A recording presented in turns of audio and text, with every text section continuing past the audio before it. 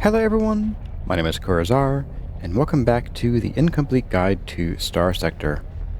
We are here, floating above Mazalot, where we were in the middle of the Knight Errant quest from the Luddic Church. And last time we started the quest by completing the Pilgrim's Path quest, which led directly into us getting this job from... I completely forget. But we got a pather, Sedge, to tell us that Jethro Bornanew had traveled to Mazalot. And so we are picking up where we left off last time, and we're going to head on in. Now, I think we already went to the bar earlier, and we need to talk to someone here. Somebody important. Hey, Darden Kato. Let's see. You know what? Let's pull rank. Let's pull rank. I'm working for Horace Yerbe of Gens Yerbe. You know them? Suddenly you have his full attention. Yes, obviously. His entire tone is changed into a cloud of blackest suspicion tinged with playful competition. A pause as he considers you, then says, Gens Yerbe isn't stupid enough to just ask for my cooperation. I'm not sure yet about you. Let's see. Do we go the lawful good route? Or do we go the chaotic good route? Or the sort of lawful neutral route? Let's go for lawful good. For the good of the League, I am asking for your help. Darden Kato bursts out laughing. It's a desperate, on-edge sort of break. Too many stimulants, you suspect. He takes a minute to settle down. Ah, thank you, he wipes away a tear. I needed that. What a shift it's been. And then, such patriotism. Yerbe, you said? He shakes his head. What a gift. I shall thank them for this excellent jape. Great. His demeanor freezes into an icy mask, and a hand reaches for his comms cutoff. Don't talk to me. The link terminates. Okay. Let's try the portmaster. Let's see. I'm looking for a man who may be involved in the Luddic Path. Or... Oh, here we go. So, he's saying, Welcome, welcome. What business do you have with me today? Ah, he reads something off a datapad. Captain Kurazar. May your time on Mazalot be one of blessed peace. So, this guy might actually be one of the faithful, at least. Your administrator, Darden Kato, seems to have a low opinion of Luddies. You see Jupiter Chickamostok wince at the mention of Luddies. He takes a moment, composing diplomatic words, perhaps. It cannot be denied. I pray that he would not be so casual with scorn. It is unseemly. If the Mazalot Unification Authority is to be seen as serious about its purpose, he is momentarily self-conscious. But this is no time to talk politics. So, are you having any trouble with commercial logistics on Mazalot? Is there anything else I can help you with? I'm looking for a man who may be involved in the Luddic Path. He gives you a hard look. Luddic Path, you say? May be involved? Look, I can see where you're going, and I don't believe this is a good idea. Chickamostok sighs. The security forces are occupied with hunting the most extreme militants already, and say what you will, but they have a sense of professionalism about it. They need to respect most of us faithful. Usually.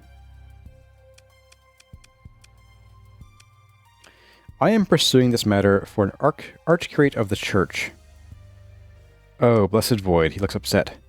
The church should not... It is not my place to say what the church should or should not do, particularly if a reverend archcurate ordered it, but you haven't told anyone in the MUA about the church involvement, right? His eyes shift away from the feed, seeing some unfortunate vision. I can only imagine what Administrator Kato would say if he found out. I understand. I won't tell him. Great. Thank Providence, he lets out a breath. And thank you. The last thing Mazalot needs, the faithful and the rest, both, is another crackdown, or an uprising. Little difference, he muses idly. One always leads to the other. But, where were we? My office is happy to assist in facilitating commerce within the sphere of the MUA and associated League-regulated space lanes. Great. So helpful. Let's try the quartermaster. I am looking for a man called Jethro Bornanew. Just get right to it. Jethro, he thinks for a moment. Don't know him, sorry. I am more in logistics and requisition, so if you have a question about that, he looks hopeful that you'll stop asking questions. Let's do... I have credentials from Gen Zierbe. Horace Zierbe personally asked me to investigate this matter. Okay. Whew. Gen Zierbe, he immediately sits up straighter. Yes, sir, how can I help? He glances around, then leans a little closer to the comms. If the administrator finds out you're working for Zierbe, well, he'll make your life difficult. Just so you know. I got nothing against them personally. Even think they're the way to go, right? Peace with hegemony? I'll take that over war any shift of the week. I need to make contact with Luddic Path on Mazalot. Okay, look though, I don't want to start any trouble, and you gotta remember, I didn't tell you any of this.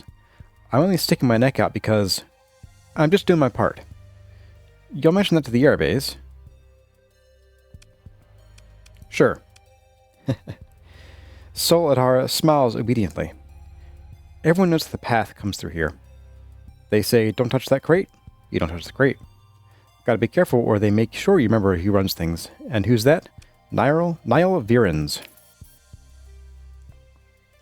Virens is on the path on Mazalot. It all goes through him. He's got compounds on the surface. Sometimes we make shipments. I'll give you the locations. He taps at a datapad. The authority can't nail him down on any of this, or won't. Too scared. But you're not. He looks at you, eyes gleaming. Not too scared, I mean, right? Hope you find your man, and if Virens goes down a peg or two, wouldn't mind a bit. Thank you for your service. Okay. Don't mention it, sir, Sol Adhara says almost bashfully. Let's see. So we can prepare a raid, which can get the guy out with probably a lot of trouble. Raid strength, 1028 difficulty. Yeah, it's actually pretty good chances there. We have really good Marines. That helps. We can also, I believe, just talk to the guy. You execute the command to open comms for Niall Virens. Your interface links to the MUA network, its motto blinking for a moment, something about diversity of belief and good order, then forwards through a series of ancient off-the-forge low-power relays displaying embedded logos of the long-dead megacorp that once claimed ownership of the hardware. Your request hangs in the limbo, request bouncing between nodes on the Mazalot network. Niall Virens isn't answering. Let's have our comms officer babysit the link request. Your comms officer replies with an appropriately professional level of enthusiasm to the tedious task. I love that. In the meantime, you turn to certain routine obligations of running a fleet.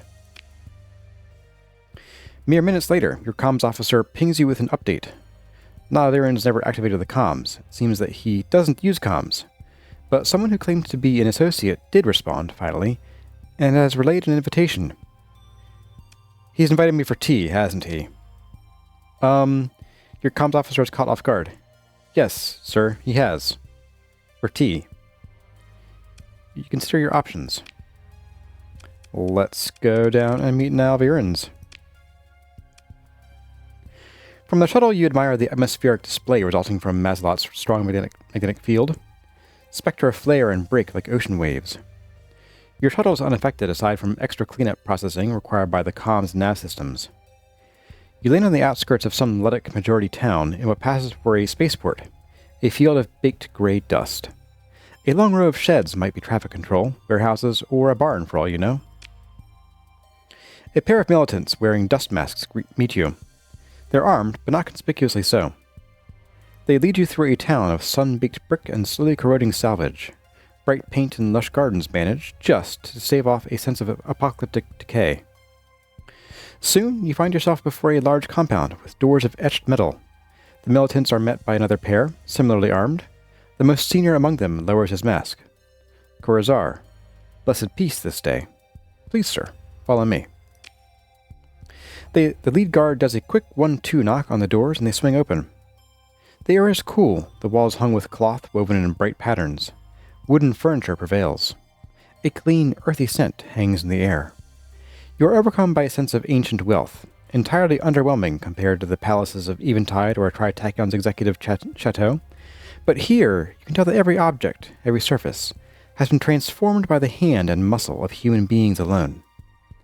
You are led upstairs, wooden, creaking unsettlingly, to a room overlooking an interior courtyard garden. The silhouette of a man stirs at your presence.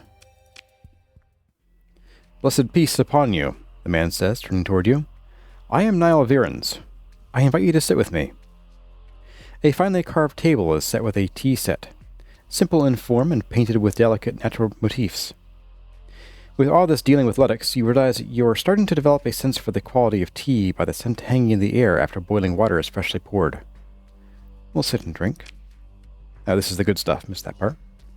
You sit, and Virens pours 2 cups, then motions for you to choose your pick of the 2. After you do, he holds up the cup for a moment and inhales the steam. "You're a lot more polite than Sedge." He nods and says, "He's not a polite man, nor pleasant. Driven, however, quite driven. I knew Sedge to be crude, and to be cruel." Virens looks thoughtfully at his tea like something is wrong with it, something ineffable.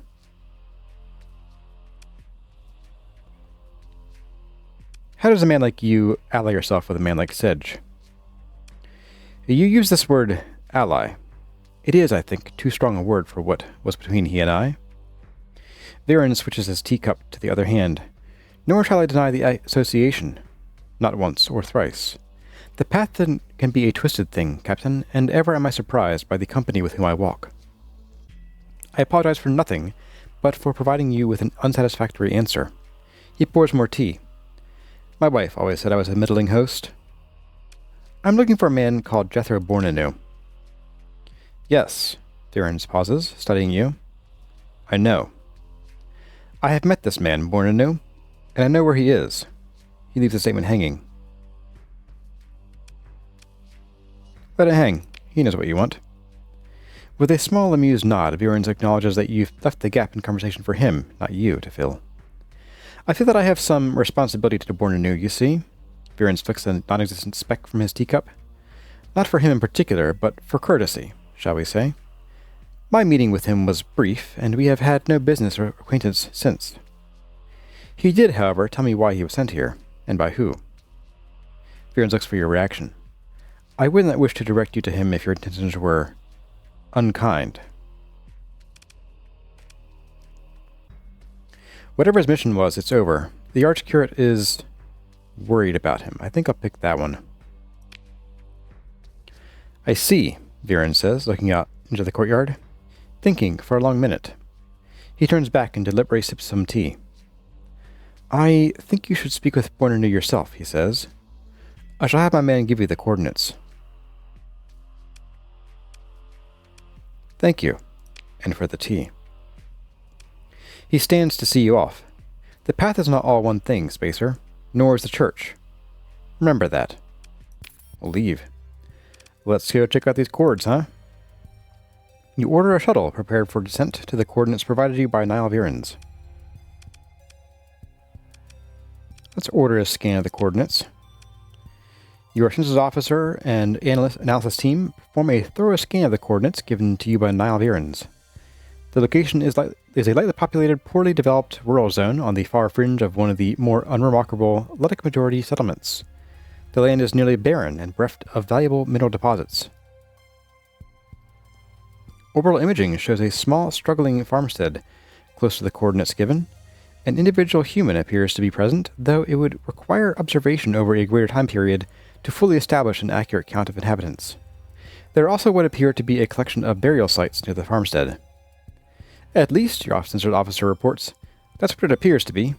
Weapons, people, many things can be hidden, especially with the interference caused by this magnetic field. Let's just take the shuttle to the surface. Last time Bart Marines, they got shot, I think.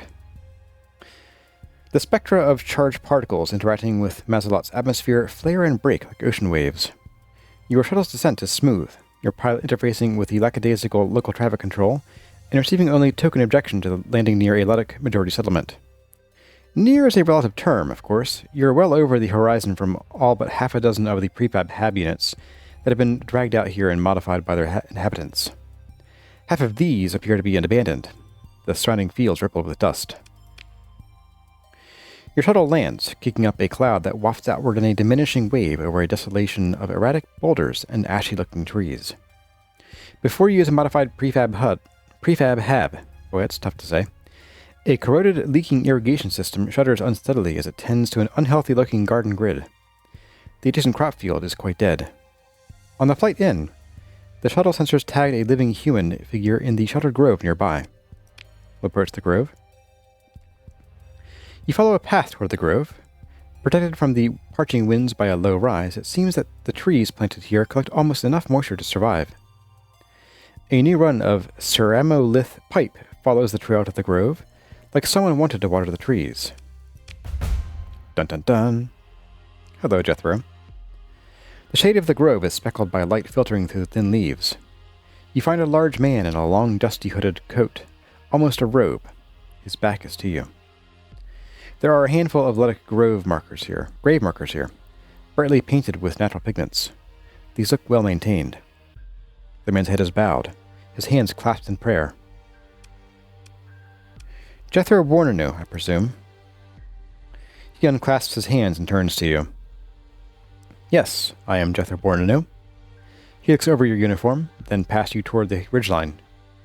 You came a long way. Captain, I assume?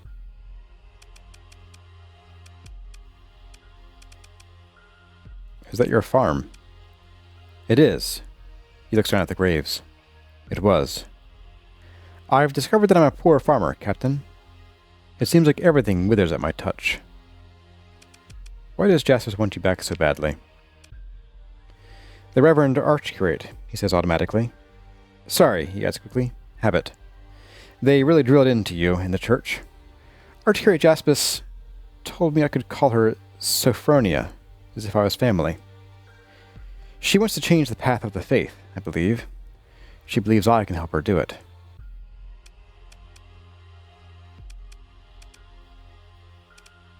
But you're just one person. So is Lud, he says, and laughs. Ah, he catches himself and wipes his eyes. Forgive me my blasphemy. I do not believe I am Lud. I do not hear God's word in the songs of angels. What happened to infiltrating with the path? You had a mission. I failed, he says. After a moment, he speaks again, and I confess, I wanted to fail. After meeting the recruiter on Chalcedon, Bornanew shakes his head. Sedge? Yes, he looks surprised. That was his name. I did not like the man. I did not like the things I would have to do to make him like me. Bornanew looks away. He seemed to be someone I might have been if I had lived a different life, walked a different path. But you're not him. That's why Jaspis wants you back. He gives you a skeptical look. That worries me all the more. Did you lose someone? No, he says, looking at the graves. I never met them. Not when they were alive, I mean. This farm, what's left of it? They built it, so I was told.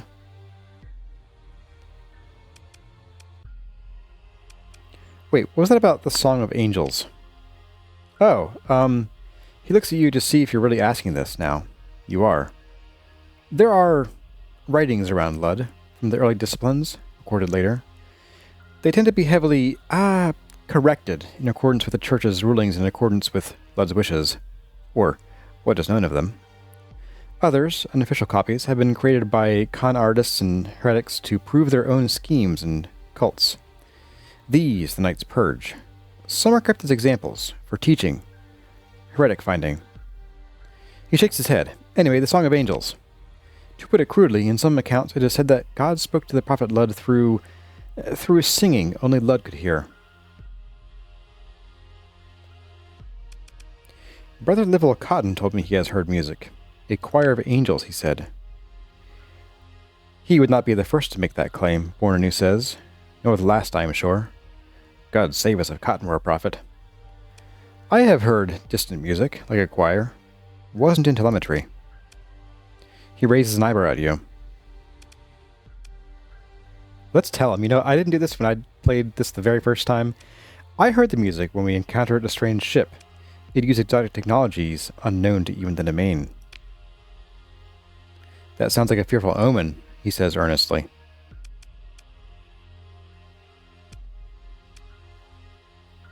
What am I supposed to do with a fearful omen? He lets out a sigh. Reason as well as life are gifts of the Creator. We are tested by confrontation with divine mystery. We must decide if we follow the highest path or merely the most convenient. He speaks more quietly. It is a test. When the time comes, will you walk the path of light? Walk the path of light? That doesn't help. I apologize, he says. After you came all this way, I have only the words of a novice to offer you. No great secrets or wisdom. I heard the music when we scanned the gates, the domain gates, using a new method. The doctrine of the Church tells us the gates are a product of technological sin. I'm sure you know this, Bornanew says, watching you carefully. Lud's words, as far as I know them, do not put it quite so simply. I think this might push him away, but there's also the chance that it might convince him. I don't know. Because he keeps talking about the doctrine, but not what he believes.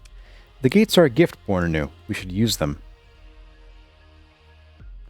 I admit, Captain, that I cannot but look upon this gift with suspicion when the bones of the domain lie moldering around us. You know what? Let's talk about the ziggurat. Why not? Almost unconsciously, he looks up to the sky and says, Lud's grace preserve us. Let's speak of other things.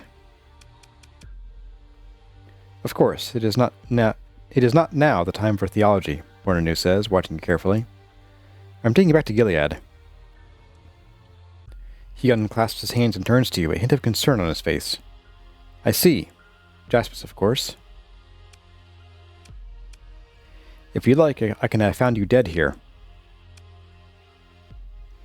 He quickly turns to stare at you with a strange intensity. He begins, and his words catch in his throat. He breathes heavily for a moment, almost unsteady on his feet. Don't die on me for real now. After a moment, he lets the breath out, and then almost, but not quite, casually wipes his sleeve across his face. His eyes are red, you see. Yes, I am well. Is your offer serious? You would do these things for me? Sure, why not? He looks, struck silent, at the light coming through the trees. Let someone else walk my path. He turns to you. I accept. Tell Jaspis. Tell her... I should write something, maybe. Let's see. You should. It will help. She was emotional. He sighs, covering his face with his hands. I can't do this. I'm sorry. I have a duty. I made a promise. It's what I have to do. All right, come on then. Let's go.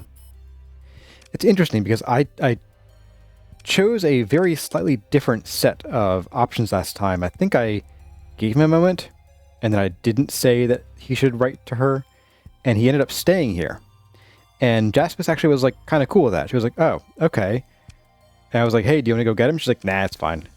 So we should have him with us now. Interesting. That is new for me. So we are going back to, I have no idea where, Gilead. That is here in Canaan, which means we can go right through Mazalot Gate here. Actually, I'm going to check for gas prices. How's your gas? Ooh, no. Heck no. Off to Gilead then. Well, Bornanew, you get to travel straight through the gate that you said you really, really hated. And BT Dubs, I lied about having the... Oh, where is it? Here we go, Canaan. Lied about having the ziggurat with me. It's kind of in the garage right now. Nice. It's a very short trip. All right. Let's take a shuttle with Bornanew. Your shuttle is given an unusually expedient flight path to the complex housing Jaspis' office. Bornanew watches the green world of Gilead grow before you. Let him watch. No, I'm feeling the silent type today. You are met on the long landing pad by a solemn Luddic knight and attending a knight initiate. The knight's frown deepens noticeably as they take in Bornanew. Knight Ailanthus leads you to the Archcurate Jaspis' office in otherwise judgmental silence. Like that. Very subtle. Bornanew takes this treatment in stride, enjoying the gardens and fresh air. Oh, wow, she likes this now. Holy crap. As you enter Jaspis' office, Knight Ailanthus inhales to announce you, and the Archcurate interrupts. Jethro, here you are, she says. Providence provides. Knight Ailanthus lets out a cough, and Jaspis responds by waving them away. As well, I must attest, by way of the efforts of the good captain whose footsteps I hear also, she says, smiling. For, lest we forget, the path of the righteous will not walk upon itself, is that not so? Bornanew takes Jaspis' small, frail hand in his own. Yes, of course. Please, Mother Sophronia, you must not get too excited. It is just me, and I have caused you much distress. Yes, and truly, she says, shaking Bornanew off. And for it you've already decided to undergo some senseless display of penance, I doubt not. An unseemly habit learnt from the knights. Captain, she turns toward you, you must grow tired of this, so I shall be succinct. You have my deepest gratitude. My secretary shall see that you receive your payment. She aims for herself at the doorway. Deggery, attend. Good luck, Jethro. Ba-bum. And we got a whopping 50,000 credits from that. The soft-spoken secretary, Deggery, produces an incongruous datapad from her robes and conducts the transfer of the Archcurate's payment to your accounts. She then passes you off to the grim-faced Knight Ailanthus to escort you to your waiting shuttle. Your return to orbit is uneventful. And we have completed that quest. Now that is actually, to my knowledge, that is the last real story-rich quest the game has that we have explored, and we have to explore, in 0.96 of Starsector. There are a few other missions we can do. There's one that I want to follow up with in probably the next episode on the Red Planet. And I also think we should go exploring for some more domain artifacts, as well as to see if we can find anything interesting around any of these blue giant stars. Because there can be interesting things around blue giant stars. And I use the term interesting somewhat liberally. Well, everyone, I'm going to call it there for the episode. I think we'll pick up next time with the Red Planet and see where that takes us. But, as always, I know Hazm Kurazar. Thank you all for watching, and I'll see you in the next one.